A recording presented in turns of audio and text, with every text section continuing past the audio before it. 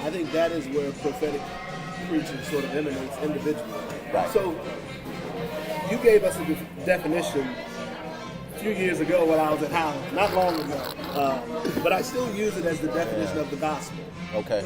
How do you then define, Dr. Gilbert, prophetic preaching? Because everybody uses the word. How do you define prophetic preaching? Yeah. And is it possible to develop a prophetic conscience, or is it something that you just got to be born with? Yeah. No, both are excellent questions. First of all, I would say that prophetic preaching is message from God that's God summoned. So we don't wake up in the morning and say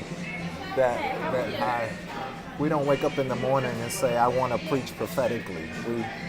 We are summoned to this work. We are invited into it because God needs us to address a particular issue of injustice. Now, and provide the people hope, a window for hope. So I would say that it's mediational speech that speaks to human tragedy from the perspective of justice in order to bring hope to those who are hearing.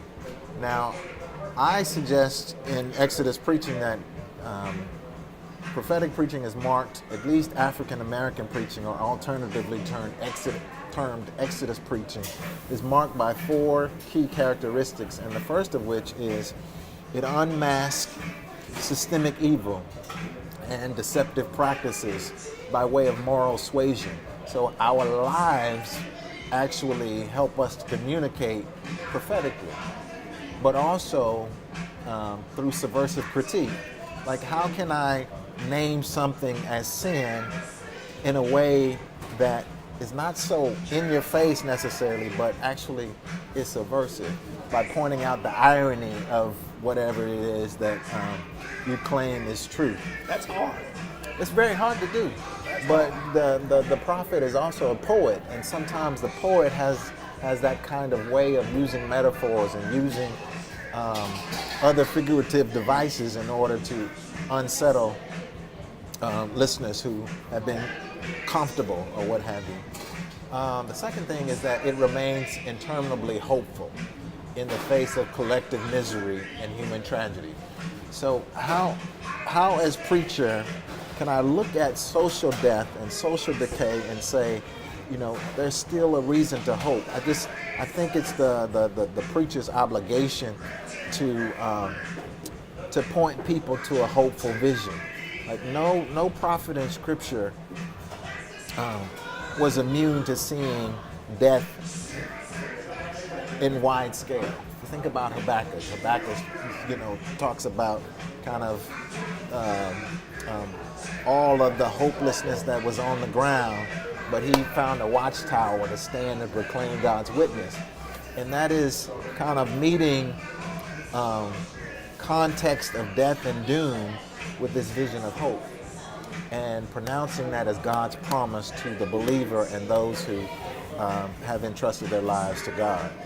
The third thing is that it connects the speech act with just actions as concrete practice to help people name their reality. So essentially, our right belief must connect with our right actions, and that which we speak ought also be congruent with the ways in which we expect others to live their lives.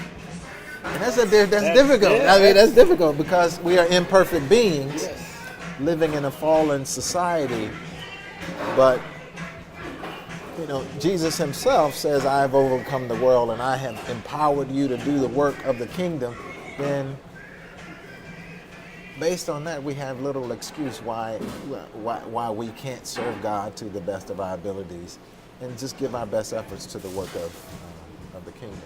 And finally, that fourth characteristic is that it carries an impulse for beauty in its use of language and culture.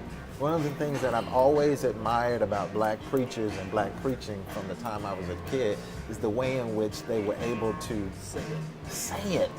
Not just say it, but to see it and say it, to help the listener to see a world beyond this present flattened reality, but to help people to imagine something different. Now, many preachers have taken it too far, where their preaching is just pretty, with no agenda to help people see an alternative country. I've always appreciated Dr. Joseph Evans down in Morehouse. His saying was always, "Can you say it?" Can you say it? I think that's the work of the preacher. Yeah. Also to that point, is that I think the preacher unknowingly signs up to be a martyr. I think I die every Sunday. Hopefully not in the pulpit. Not in the Not pulpit. necessarily in the pulpit, but I think that's the thing about martyrdom is you don't know when. You don't know when. That's right. And particularly in the public square, you say that prophets did their work in environments of theological contestation. That's right. That's right. Say more about that. Yeah. So prophets were not. They were not in comfortable spaces. They were the ones who communicated God's message to the monarchs who were tyrannical. They had a vision of God that challenged the status quo, that challenged the powerful, and we who are in company with the spirit of the Hebrew prophet ought also realize that we are in an environment today that will stand against the declaration or the proclamation in which we are speaking. And that's the reality. And sometimes that invites our death.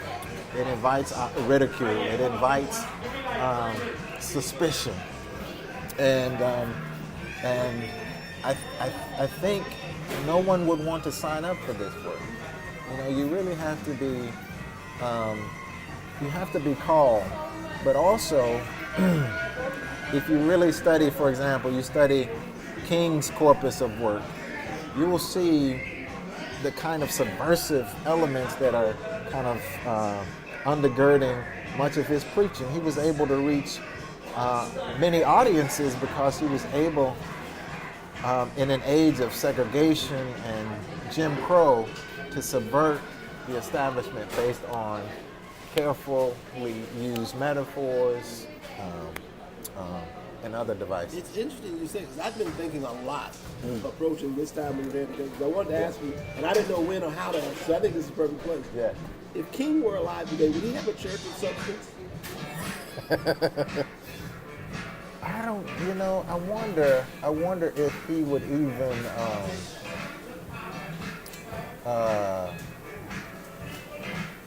restrict his vision to the walls of the sanctuary. So I think his church would be a movable pulpit. He'd be a street preacher with, I would say, a dedicated cohort of people that he would be sending out into the world with their own particular assignments. Like I would see, I guess, King as a this is very odd, but as a bishop who's sending people out into various parts of the nation and the globe to speak words of justice and hope. Bishop King. That's Bishop a new. I'm gonna think on that one. But I will also say that King is a politician. Not many people, they're afraid to attach that label to politicians, to King.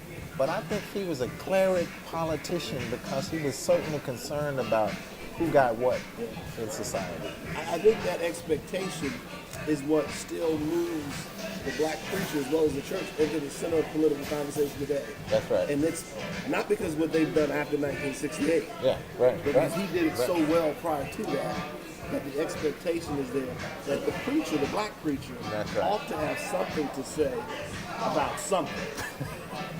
I think that's just the expectation.